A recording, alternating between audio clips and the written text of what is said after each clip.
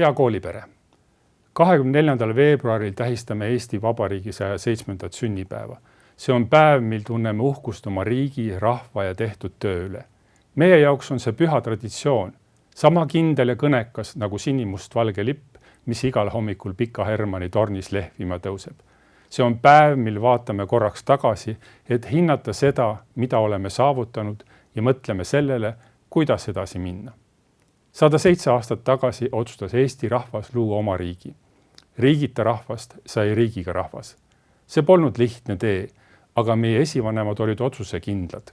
Nad teadsid, et oma keel, kultuur ja identiteet vajavad kaitset ja hoidmist. Tänu nende tahtele ja tegudele oleme täna siin, vaba riigi kodanikud. Kuid iga põlvkond annab oma panuse selle riigi püsimisse ja arengusse. Meie vanemad, meie ise ja tulevikus ka meie lapsed kujundavad Eestit selliseks, nagu me seda soovime näha. Ja siin, Ida-Virumaa Kutsehariduskeskuses, on meil eriline roll.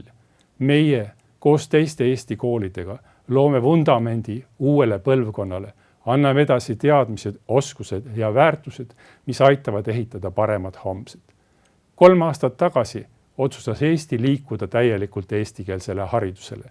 See on suur ja oluline samm, mis tagab meie lastele paremad võimalused, tugevdab meie ühist inforuumi ja suurendab meie julgeolekut. See üleminek pole olnud lihtne, aga me oleme teinud suuri pingutusi ja mis peamine. Me oleme näidanud, et me saame hakkama. Suur tänu kõigile õpetajatele, õpilastele ja lastevanematele, kes on selles protsessis oma parima andnud.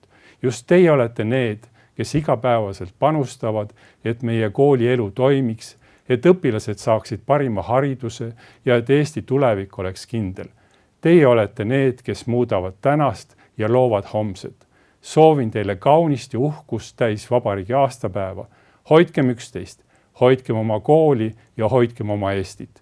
Elagu Eesti!